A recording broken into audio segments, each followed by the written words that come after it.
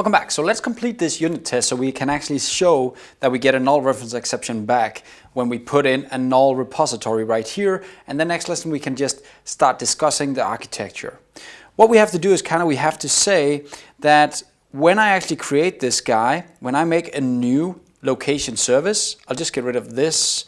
And then instead of returning true right here, I actually expect that this method called new location service should actually throw the null reference exception.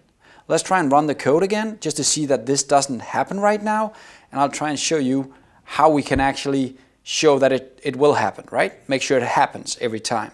And of course, this is already in my mind where a lot of developers, they kind of fail because they don't even think about this problem you might face if you're not passing in a class from the outside to another class. What will happen? How will I handle it? Will I just ignore it? Will I fail? When will I fail? How will I handle it? Right here, you as a developer have to start considering when you do test-driven development, what should I do? What if I send in a null as a location repository? How should I handle it? And in my case, we're going to make it simple. We're just going to return a null reference exception if this guy is null, right? Let's try and go to the location service right here. And in the location service, I'm going to make an if statement. And I say if the location repository is null, right? I don't even want to do anything else. All I want to do is then, I just want to return, I want to throw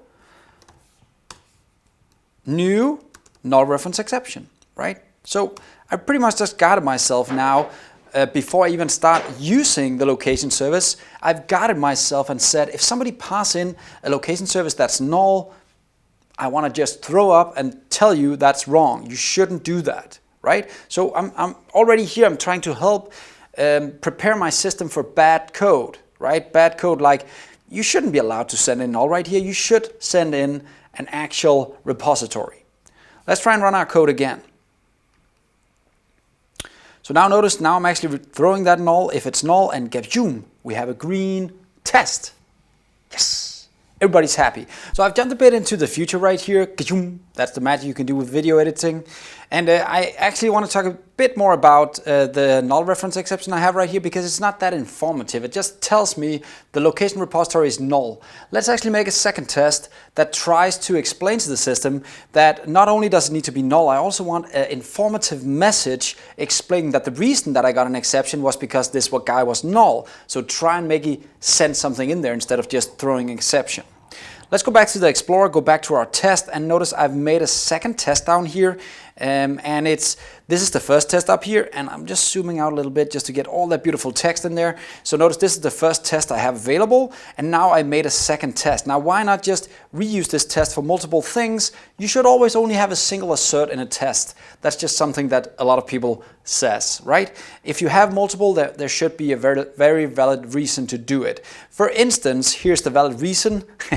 Here we have the second test, and this time I just want to test that it actually returns an exception with some correct text. So it pretty much just means that I wanted to explain to me that this is the reason you're getting the exception. You need to have a repository to use the service. Let's just run this, and you'll see the exception is not working right now. There we go. It actually throws an exception because you're not getting that you need to have a repository right now. You're actually getting an object reference not set to an instance of blah, blah, blah. That's the basic normal default exception that you get with a null reference exception. We want this text instead. Now, let's just put that text in there, right? We'll take this text and we'll go to the actual implementation. And it's very easy to do actually. All you have to do is just, instead of just returning a null reference, you can actually paste in the message directly in the exception, right? And then I'm pretty much done because now I'm in my unit test, I've said that I expected to give that message. So let's try and rerun. And hopefully now it's green. There we go. So now the test passes and everybody should be happy, but we might face a problem right here. What if we actually do like this? We don't throw that exception anymore, right? And now it'll actually, let's rerun. Now the test will actually still pass down here, right? But it shouldn't pass. I know I'll catch this one, it'll complain, but notice this shouldn't pass because I should throw that exception, but I'm not. So what we can do to guard ourselves a little bit more is we can add a second assert right here. I know I just said you shouldn't do that, but then we could just add an assert right here. Let's just say true, just to show you something that's cool. And I'll paste in false right here, so this will not complete. And then I'm just going to add a string right here to say this should not happen.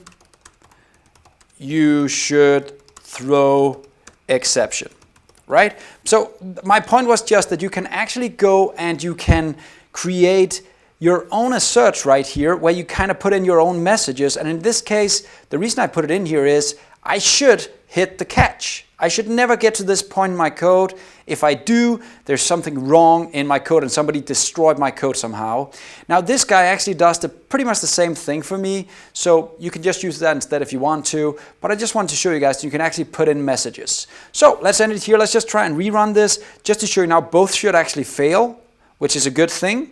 There we go, because I should never get to this point. And you'll also notice if I go to the message down here, it'll say, this should not happen, you should throw an exception, right? So I can actually decide myself what the message should be. Let's just try and go back to our code and just fix this so it works again. Throw the exception, oops, and actually put in the right message, run everything, and we should be good to go. Now notice another cool thing. I can go and play around with my code and I can always just run the tests, and if they run, everything's working. That's it for this lesson. See you next time.